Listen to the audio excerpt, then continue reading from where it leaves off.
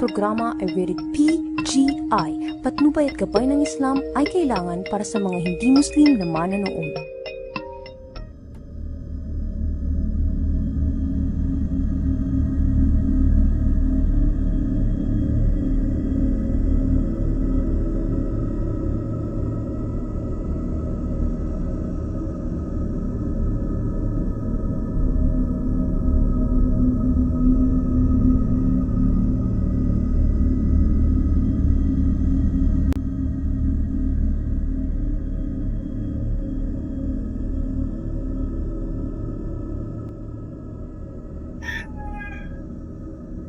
Lada namalay ta. Nasa nagpangsit mat. Pare, parang iba may dito pare. Parang mabaho rito ah. Baho. Di ba kayo nagkakami ng mabaho?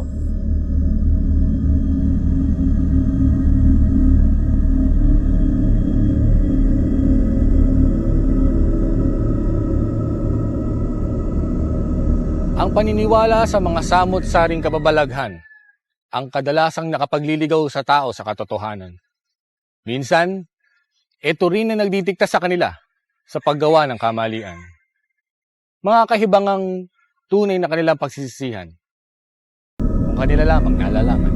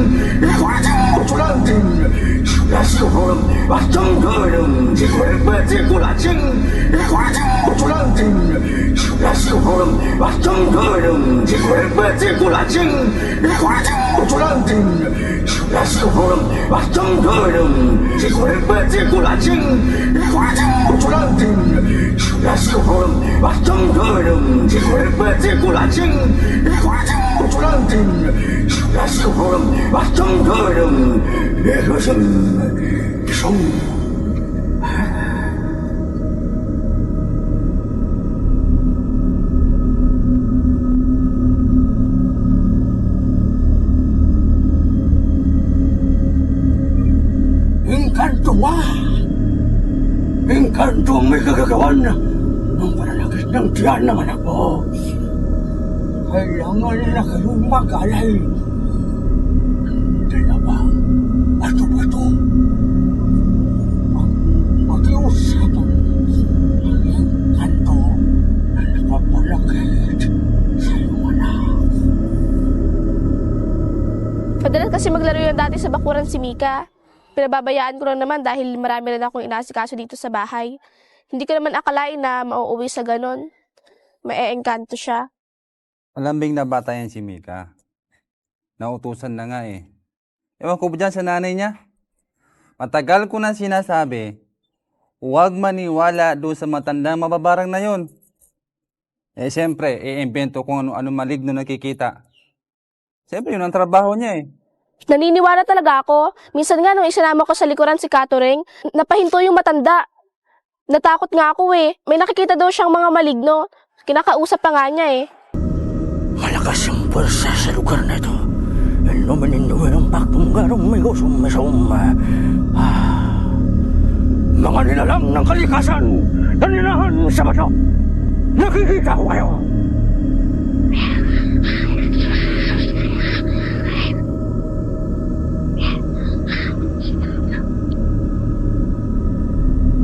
Takot na takot talaga ako. Matapos nga makausap ni Katuring yung mga maligno sa likuran, ay kusa rin daw umalis. Nakakatakot talaga. Nakakausap nila kasi naging kaibigan nila eh. Marami yun. Tapos mayroong mga gawain nila, mga rituals, na pag ginagawa nila yun, talagang ano. Pero it takes time. Mga isang 1 year, isang taon, o kaya mga 6 months. Yun. May practice sila Kung halimbawa kung sa mga sabi ng mga kamusliman na hindi natin masabi na Muslim kasi ibang gawa niya, na tasbik ng tasbik siya gano'n para mapalapit sa kanya yung iblis na yun. Kasi ang jinn naman, yung hindi nakikita, mayroon sabi na Islam a jinn at saka yung kufr na jinn. Dalawang klase din yun. Kasi nila kanila, yung ins, tayo yun, may mga Muslim na ins, may mga Muslim na ins, kagaya natin, at saka may mga kafir din na mga ins, so yung mga non-Muslim, walang tiwala. Mayroon naman yung jinn, yung hindi natin nakikita.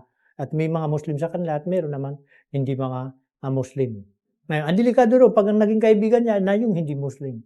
At iutos pa sa'yo kung paano manggagamot, ay sabi niya, baliktarin mo yung Quran. Imbis na babasahin yung Qul Huwallahu Ahad, ay babaliktarin mo ang pagbasa doon.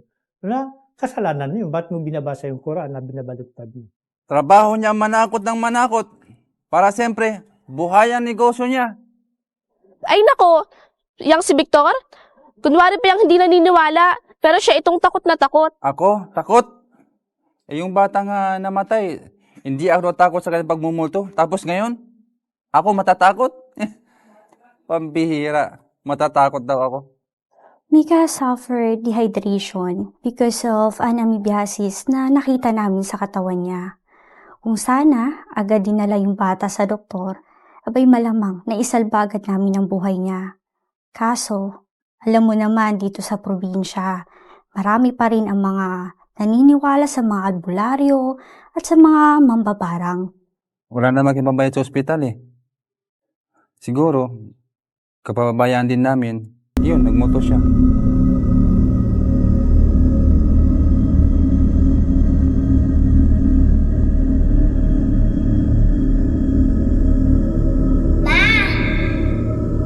Mika?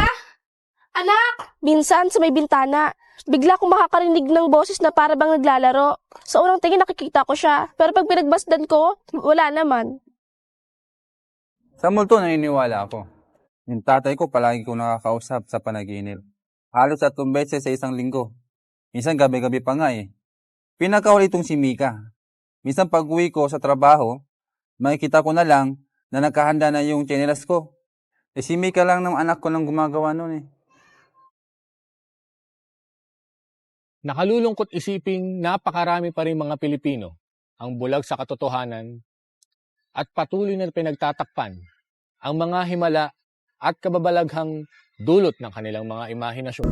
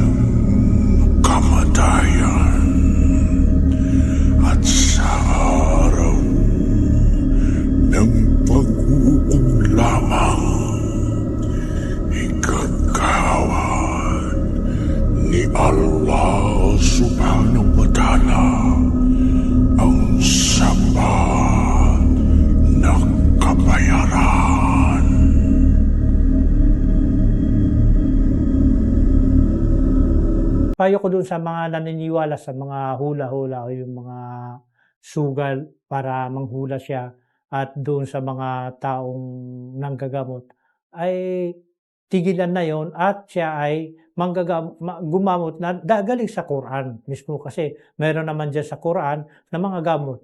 'Di ba merong verse sa Quran na huwa shifaun wa rahmatul lil alamin, ibig sabihin na shifa ay gamot. Yung Quran talaga ay gamot. Halimbawa yung magkasakit sa puso, ang sabi ni Allah, ala bidhikrillahi tatma'innal qulub. Ibig sabihin yon na yung tao na palagi niyang nagdidikir, palagi iniisip si Allah, ay yun ang pinakagamot sa kanyang sakit sa puso. At ang dami naman ng sakit ng puso. Yung sabi nila sa Quran na hasad, yung sabi nila mga hikad, ganon.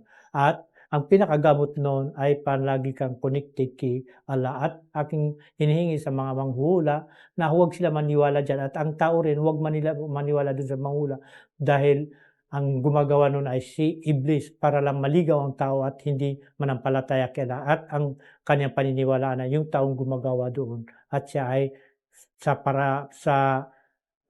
impyerno siya mahuhulog at ang apoy ang kanyang katabi doon at lahat-lahat ng mga kanyang higaan o ano dyan, mga kwarto, ano dyan, lahat ay pati yung pagkain niya na ay apoy. So, hinihiling ko na tigilan na naman na yan.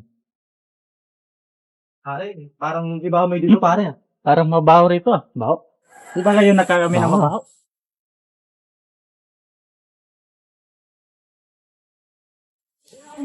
Baho, parang may bulong. Parang baho sa head. Baho?